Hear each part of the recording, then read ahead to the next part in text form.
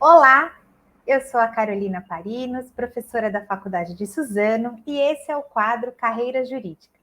Hoje vamos falar sobre o direito imobiliário e condominial. E para tanto, contamos com a colaboração do professor Licurgo Teixeira Lopes, que tem a primeira formação em Geologia pela Escola Técnica Federal do Rio Grande do Norte, atual Instituto Federal do Rio Grande do Norte, estágio em Geologia na Unicamp no ano de 1993, iniciou a carreira no escritório Objetiva Contabilidade no ano de 1995, conta com 27 anos de experiência em corretagem de imóveis, com inscrição no Conselho Regional de Corretores de Imóveis desde 1996, graduado em Direito pela Faculdade UMC, Universidade Mogi das Cruzes, especialista lato sensu em Direito Constitucional e Político pela Faculdade FMU, mestre em Comércio Eletrônico pela Faculdade FMU.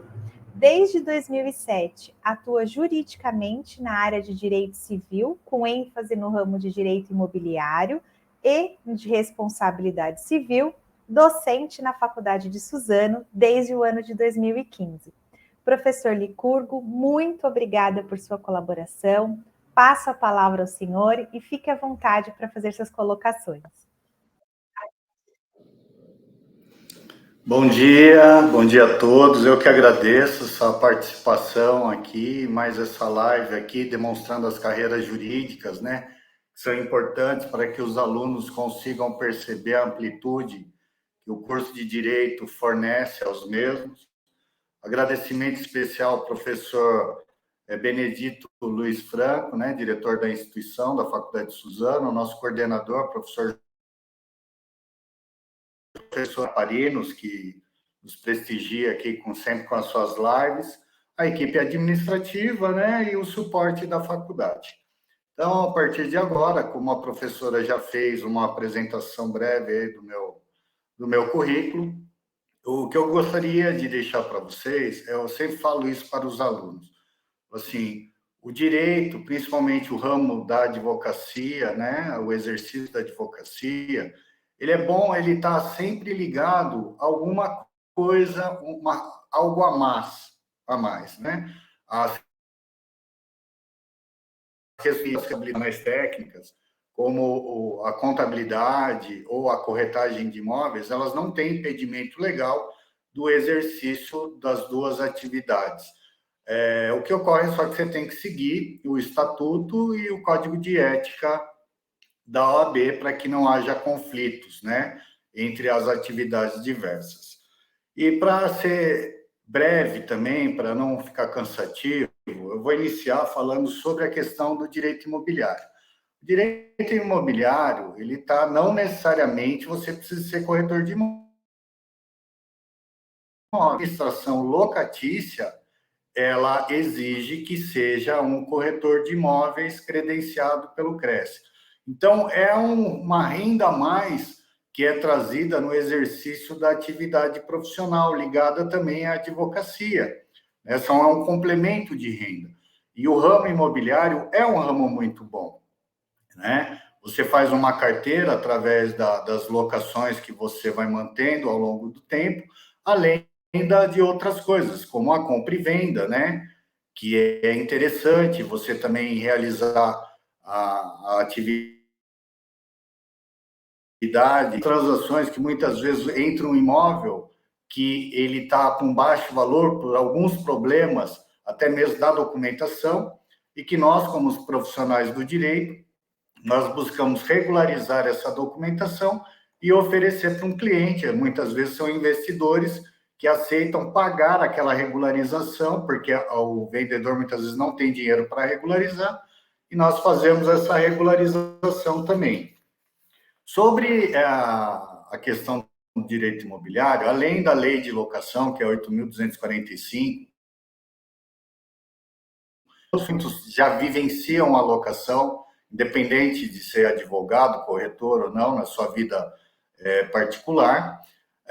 O direito civil, no Código Civil, o aluno tem que entender que ele tem que saber desde o início. O Código Civil é uma continuidade, né? Desde as pessoas naturais, as pessoas jurídicas, o negócio jurídico, né, que é o 104 do Código Civil, que é muito importante, ele tem que ter os elementos para que aquele negócio jurídico se realize, né? Além de contratos espécie, você não fica preso somente a um tipo de contrato de compra e venda. Você pode fazer contrato de comodato, você pode fazer um contrato de cessão de direitos hereditários, você pode fazer um contrato de cessão de direitos possessórios para futuramente realizar uso capião. A regularização imobiliária também é um ramo muito vasto, que é muito importante nesse dia a dia, devido à expansão dos condomínios edilícios que nós temos, né? Quando é apartamento, não tem tanto problema, mas quando é casas em condomínio, a primeira coisa que a pessoa, quando entra no imóvel, é fazer o famoso puxadinho, ampliações de área. Esse reflexo dentro de uma relação condominial, ele é muito complexo, porque qualquer ampliação de área, não basta só a regularização da unidade autônoma, mas é uma regularização do todo. E isso é complexo, é complicado, mas é uma área muito, muito. Mas os honorários também, quando você é contratado, compensam, né? Mais algumas coisas, como a uso capião, também dentro do direito imobiliário. Aí, hoje nós temos a uso capião extrajudicial, que veio facilitar muito a vida dos advogados, para que faça essa regularização, né, com muito mais celeridade. Só que a pessoa também, o operador do direito, ele tem que entender das legislações específicas, né, para fazer as regularizações, a uso capião, além da legislação extrajudicial, nós temos as normativas das resoluções do Conselho Nacional de Justiça. Então, não é só Código de Processo Civil, toda essa normativa, ela também se encontra nas resoluções do CNJ, Conselho Nacional de Justiça. Inventários também, para regularizar a parte de imóveis, depende da regularização também da parte do inventário, né? Então, também isso inclui. A parte de incorporações imobiliárias, mas que com o estudo a pessoa consegue se aperfeiçoar nesse sentido. A incorporação imobiliária é o momento inicial da regularização, da documentação do empreendimento imobiliário. Então, toda essa documentação, ela precisa ser feita para que a incorporação imobiliária seja aceita junto ao cartório de registro de imóveis, para que só assim, depois de todos os trâmites, possa começar a ser feita a venda. Também é uma área muito importante, né? Então, eu acho que dentro da muito, vocês viram que é uma área muito vasta, é uma área que só tende a crescer pelo número de empreendimentos e regularizações, que o país depende disso, né? E é muito interessante.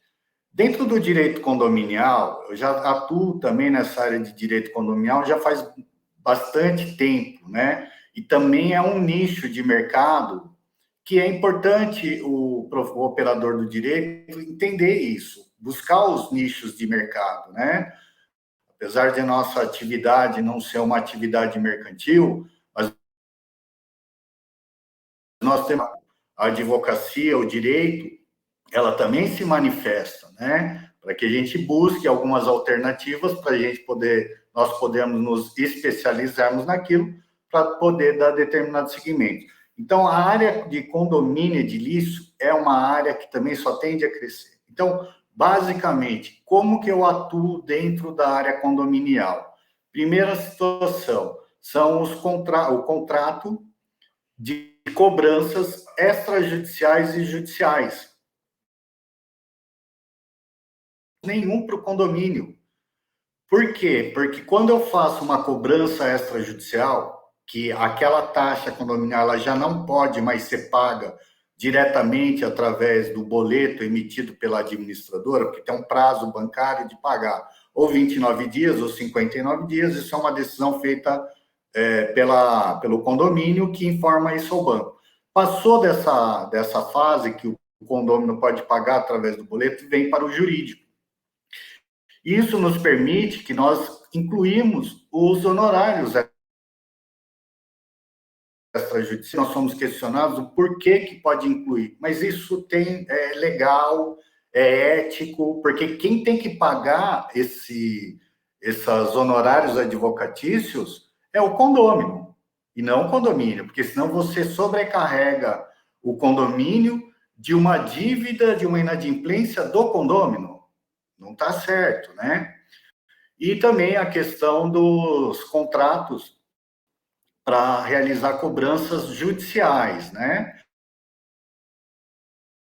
Então, vira ou ad êxito pelo valor e os honorários de sucumbência, né? Mas também é uma área muito interessante, porque a dívida, ela se garante pelo próprio bem, é a famosa dívida propter rem, né? Que é em relação à própria coisa. Então, já tive algumas ocasiões, algumas não, várias, né? A gente não gosta que chegue nesse ponto, nem quer que isso chegue, porque ninguém está aqui para tomar patrimônio de ninguém, mas é uma dívida que a pessoa deixa, achando que não perde o bem, e a taxa condominial, ela é insônia. Então, isso vai penhorar a própria unidade autônoma, e depois, se não houver nenhum tipo de acordo ou pagamento na fase de cumprimento de sentença ou na execução, ela vai ser levada para um leilão, né, que pode ser feito através de asta pública ou através de asta privada. E aí sim, com o recebimento através da venda do imóvel em asta, né? E aí vem os valores para o condomínio, e aí sim é repassado um valor ad êxito para o advogado. Eu trabalho com pessoa jurídica na advocacia, diretamente, a menos que seja honorário de sucumbência, tudo entra diretamente na conta dos condomínios, e aí sim eu emito minha nota fiscal e faço o recebimento dos meus honorários. Além das cobranças, nós temos muitas coisas que podem ser feitas dentro do condomínio. Então, se eu sou contratado só para fazer cobrança extrajudicial e judicial, se tem uma notificação para ser feita, o condomínio pode até me contratar para realizar aquela notificação, porque muitas vezes tem problemas na área contratual, revisão de contratos, ângulo jurídico, para ver se está tudo correto. Rescisões contratuais também, porque muitas vezes incide em multas de forma rescisória, então é importante que o jurídico veja isso, e tudo isso é cobrado. Ultimamente, a gente tem feito bastante alterações das convenções condominiais, os regimentos internos eu não faço, porque eu prefiro que as administradoras façam, para vocês terem uma ideia, o que seria uma convenção condominial. Guardando as comparações, seria como se fosse a Constituição que ordena, que rege ali o condomínio desde o início, porque a convenção condominial ela tem que estar junta com a incorporação imobiliária. E os regimentos internos seriam como se fosse o Código Civil, que seria praticamente o dia a dia. E, com o passar do tempo, as convenções condominiais, os regimentos internos, eles vão ficando muito defasados. E precisa ter essas alterações, porque tem mudanças legislativas, tem entendimentos jurisprudenciais a respeito do assunto. Eu vejo um exemplo, advertências em condomínio. A regra principal, primeiro, a reclamação que o condômino faz de outro para gerar advertência, ele tem que ter dia e horário aproximado. Porque se isso for levado adiante sem esses detalhes, o judiciário entende que é muito amplo, não dá para se ter ideia. Então, o judiciário fala, olha, você vai fazer reclamação, tem que ter dia e hora. Várias outras situações, como, dependendo do assunto, participações em assembleias, né? Problema, a entrega do bem pela construtora, que muitas vezes trazem vícios ocultos, né? O famoso vício redibitório lá, e aí começa a ter aqueles problemas. A gente também atua nessa área para mostrar a responsabilidade civil das construtoras. É lógico que tudo isso embasado em questões técnicas, né? É importante, antes de distribuir uma ação dessa, pelo menos ter um laudo particular de um engenheiro que é perito no assunto, que esse laudo possa fundamentar. Que mais, gente? Tem tanta coisa aqui, mas não dá para falar tudo, tá? Nas questões das convenções, é importante perceber que algumas coisas não têm aplicação por lei, mas a jurisprudência entende. Você vê uma questão que a gente trabalha muito hoje, tem que ter na convenção condominial proibição da locação Airbnb. Por quê? Porque é uma locação muito rotativa. E dependendo do condomínio, então, o entra e sai de pessoas, até para a segurança condominial, é importante. A gente inclui hoje nas convenções condominiais nossas, que é o seguinte: o condômino que propor uma ação em face do condomínio e esse pedido dele for totalmente improcedente, ele tem que ressarcir o condomínio. Mas isso são tudo bases de jurisprudência. Então, você, como operador de direito dentro dessa área, você não pode se ater unicamente à legislação. É lógico, né? O operador de direito tem que estar ligado na e assim por diante. Algumas questões bem pontuais também relativas à questão da violência doméstica. Então, tudo que é novo de legislação, o que nós jurídicos fazemos? Nós passamos a base para a administradora para que ela possa fazer um comunicado geral. Então, hoje, já não são leis, não é uma lei federal. São vários estados que já fizeram essa lei. O Estado de São Paulo, ele também possui uma legislação que diz o seguinte: é responsabilidade do síndico e administradora casos de comunicação de violência. Então, o síndico, a administradora, em caso de relatos de violência doméstica, ele tem que comunicar à autoridade competente. Então, todos esses caminhos para fazer esse comunicado junto ao poder, à autoridade competente, também nós informamos tudo isso para ele. E a administração de condomínio, né, que a gente dá esse apoio para a administradora, para o síndico. Hoje você tem a figura dos síndicos profissionais e maior é sempre da Assembleia. A jurisprudência entende o seguinte: não sendo coisas contrárias à legislação, a Assembleia ela é soberana. É assunto, como o próprio judiciário fala, é assunto interna corporis, é dentro do condomínio, se resolva aí. Então, é importante ter esse conhecimento de como é que funcionam as convenções, os regimentos internos e assim por diante. Eu acho que, assim, para não se estender muito, eu vou ficando por aqui, mas aqueles que tiverem explicação maior, né? Tanto os egressos agora no curso de Direito, como os profissionais que já foram meus alunos também, não tem problema. Estamos aqui para auxiliar e procurar construir sempre, como diz a nossa Constituição Federal, uma sociedade justa e solidária, né? Para que possamos, assim, viver uma vida mais plena, mais harmônica, né? Eu agradeço à instituição, novamente, né? Primeira coisa, na revista Interfaces, que é do Grupo Uniesp, da Faculdade de Suzano, eu tenho 2 artigos publicados sobre alguns assuntos condominiais. Na revista número 7, fala justamente sobre as ações de cobranças, alterações no Código de Processo Civil, das ações de cobrança de débitos condominiais. E na revista número 9 da Interfaces, nós temos um artigo publicado sobre a problemática da individualização de água nos condomínios edilícios. Um forte abraço, até mais.